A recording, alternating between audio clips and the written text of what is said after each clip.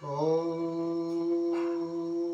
नीलाम्बुजश्यामलकोमलाङ्गं सीतासमारोपितवामभागं पाणौ महासायकचारुचापं नमामि रामं रघुवंशनाथं।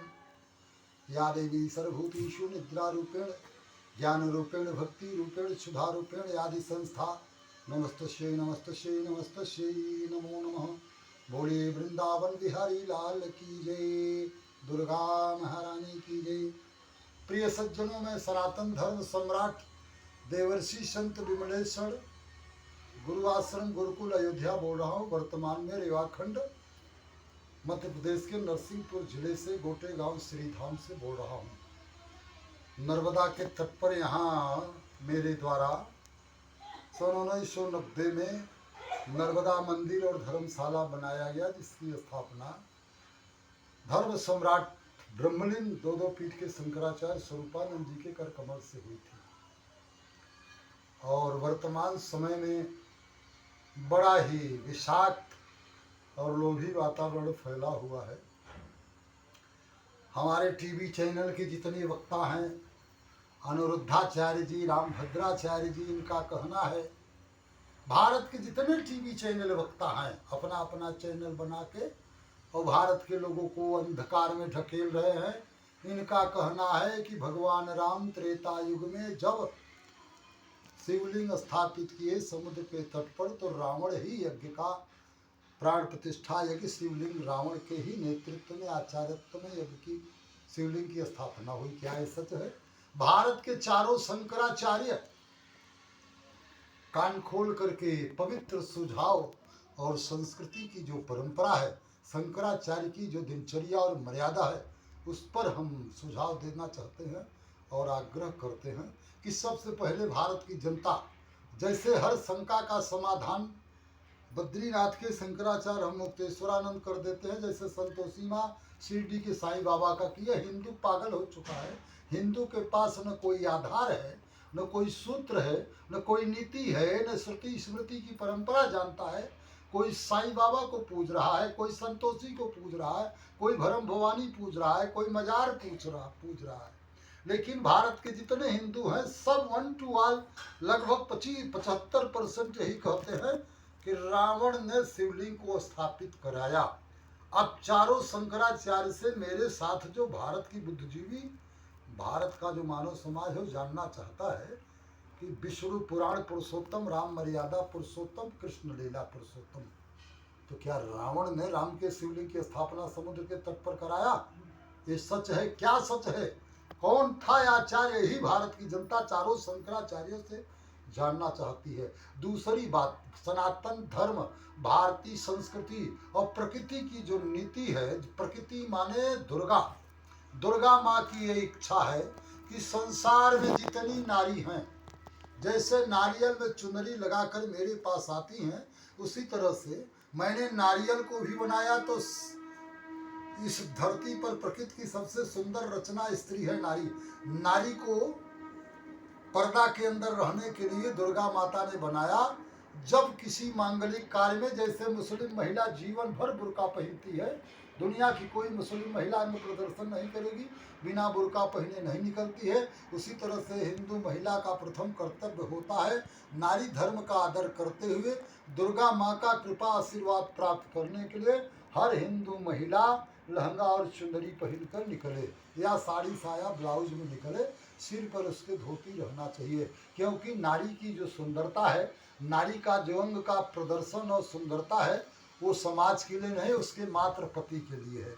ये माँ दुर्गा प्रकृति का संदेश है। दूसरे नंबर पर जितने शंकराचार्य हैं, चारों शंकराचार्य राहुल गांधी की तरह भारत जोड़ो और गौ हत्या आदि की आंदोलन यात्रा मत करो। रहे बांस न बजे बांसुरी, राष्ट्रपति प्रधानमंत्री से पहले निवेदन करो, जैसे राम ने 3 दिन समुद्र से निवेदन किया पर वो नहीं माना। राष्ट्रपति, प्रधानमंत्री और केंद्र के संस्कृति मंत्री से कहो कि मुझे संस्कृत राष्ट्र चाहिए। राम की मूर्ति तो हमने रख दिया, पर राम का जो चित्र है उसमें राम नहीं रहते, राम तो चरित्र में रहते हैं, और राम का चरित्र कहाँ है? संस्कृति में रहता है। इसलिए संस्कृत राष्ट्र घोषित कराओ, एक बात। दूसरी बात, भारत के प्रत्येक ग्राम सभा ग्राम पंचायत को एक संस्कृत गुरुकुल दिवाओ और जितने कॉन्वेंट इंग्लिश मीडियम विद्यालय है सबको बंद करा करके प्रथमा से लेकर आचार्य तक देश का हर नागरिक संस्कृत पढ़ सकता है। देश के हर नागरिक को संस्कृत गुरुकुल में पढ़ा करके जैसे राम जी ने किया, गुरु गृह पढ़न गयो रघुराई, अल्पकाल विद्या सब पाई, जाकी श्वास सहज श्रुतचारी, सोई प्रभु पढ़िया कौतुक भारी। ये रामकृष्ण की भूमि है, रामकृष्ण की सृष्टि है, रामकृष्ण की दुर्गा है। जिस परंपरा से रामकृष्ण ने मानव जीवन का निर्वाह किया, सत्य धर्म न्याय की रक्षा किया, उसी परंपरा से संस्कृत गुरुकुल में पढ़ाओ और इजराइल के तर्ज पर देश के प्रत्येक नागरिक को रोटी कपड़ा मकान और जीवन भर मात्र 2000 रुपया पर आर्मी में भर्ती कर दो। 5 साल केवल आर्मी में रहे, उसके बाद 5 साल कार्यपालिका न्यायपालिका में रहे, उसके बाद केवल 5 साल कोई चुनाव जीत जाए तब चुनाव एक बार लड़े, जब तक चुनाव न जीते अनेक बार लड़े, जब चुनाव जीत जाए तो एक बार जीतने के बाद दोबारा कभी कोई देश का नागरिक चुनाव नहीं लड़ेगा। और अंतिम बात है, देश का नागरिक जैसे मुसलमानों का एम है कि मैं दुनिया को अपने कदमों में मार के बस में रखूंगा, छुरी से कटारी से और बका से मारकर भयभीत कर को दुनिया को जो है इस्लाम में ढालूंगा, धर्म परिवर्तन करूंगा। संसार का कोई ऐसा कानून, कोई ऐसी फार्मूला, कोई ऐसा सिद्ध, कोई ऐसा जानकार है जो गधा को भेड़ा बना दे या भेड़ा को बकरा बना दे या बकरी को गाय बना दे? ऐसा संभव है? जो दुर्गा माँ ने निराकार रूप में जिसे प्रकृति कहते हैं, दुर्गा माँ ने जिसको जैसा बनाया है वैसा ही रहेगा। हंस और बकुला में, कौआ और कोयल में बड़ा अंतर होता है। उसी तरह से हमारे 60वें बाद देश के जितने प्रधानमंत्री राष्ट्रपति हैं सबको संस्कृत गुरुकुल में ढालिए, संस्कृत गुरुकुल में पढ़ाइए। शिक्षा के बाद इजराइल के तर्ज में आर्मी में डालिए, रिटायर होने के बाद कार्यपालिका न्यायपालिका, और संत जब चौथापन लग जाए तब संत कहें असनीति दशानन, चौथेपन जाए नृपकानन, तब उनको गुरु भक्ति में लगा दीजिए, भजन करे, पुत्र आदि से मोह माया से दूर हो जाए। और जब सब शिक्षा पूरी हो जाए तब उसके बाद 3-3 हजार रुपया भूमिहीन, रोजगारहीन और शिक्षाहीन के लिए 3-3 हजार रुपया गुजारा भत्ता देने पर जो आज की स्वार्थी औलाद है, बूढ़े माता पिता को, निरीन और निर्बल बूढ़े माता पिता गरीब को जानकर घर से बाहर कर देते हैं। ऐसा अक्सर रोज होता है। जब 3-3 हजार रुपया जिसके बूढ़े माता पिता 60 वर्ष के पास बाद गुजारा भत्ता पाएंगे, कभी उसकी औलाद उसे घर से बाहर नहीं निकालेगी। तो रहे बांस न बजे बांसुरी। हमेशा हमेशा के लिए संस्कृत राष्ट्र होने के बाद बलात्कार, दुश्मनी, चोरी, डकैती, छिनैती, स्मगलिंग, तस्करी, रिश्वतखोरी आदि सब हमेशा हमेशा के लिए बंद हो जाएगा। और वैसा अगर सरकार नहीं करती है, ये चारों शंकराचार्य नहीं करते हैं, अनिरुद्धाचार्य, देवकी नंदन, रामभद्राचार्य की तरह हम किसी से कम नहीं, तब सुंदरियों को आशीर्वाद देंगे और धनोपार्जन करेंगे तो विनाश हो जाएगा। इसमें संस्कृत, भारतीय संस्कृति तो कोमा में पहुंची ही। जैसे आसाराम और रामभद्राचार्य भी पतित हो चुके हैं, कुछ भी बोलते हैं, कुछ भी कहते हैं। नेत्रहीन संस्कारहीन व्यक्ति वो भी चेला बना रहा है। तो जैसे गुरु वैसे चेला भाई। अब बागेश्वर धाम है, हम तो उनके सामने खड़ा होना चाहते हैं। उनसे पूछते हैं रामभद्राचार्य बागेश्वर से कि शिवलिंग कौन स्थापित कराया?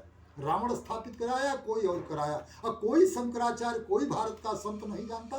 तो मुझसे पूछेंगे, मैं तुरंत बता दूंगा कि राम के शिवलिंग को किसके आचार्यत्व में किया गया स्थापित। ये मेरे पास पुख्ता पौराणिक प्रमाण है। इन्हीं चंद शब्दों के साथ वाणी को विराम है। बोले श्यापति रामचंद्र की जय, उमापति महादेव की जय, पवन सुत हनुमान की जय, सत्य सनातन धर्म की जय हो, धर्म की जय हो, धर्म का नाश हो, प्राणियों में सद्भावना हो, विश्व का कल्याण हो। गौ माता की जय हो, गो हत्या बंद हो, मुर्गी हत्या बंद हो, बूचड़ खाना बंद हो, वह खाना बंद हो, शराब खाना बंद हो, गुटखा बंद हो, सुरती तमाकू बंद हो, अहिंसा परमो धर्म, सादा जीवन उच्च विचार। भारत के लोगों के पास कार न रहे तो बहुत चिंता की बात नहीं है, पर संस्कार नहीं है जिस नागरिक के पास में, ये बहुत बड़ी चिंता की बात है। तो जब देश के संविधान में ही संस्कार युक्त नहीं है, संस्कृति युक्त नहीं है, तो देश और देश का नागरिक कैसे महान और उदार होगा। हर हर महादेव। ओम शांति शांति शांति।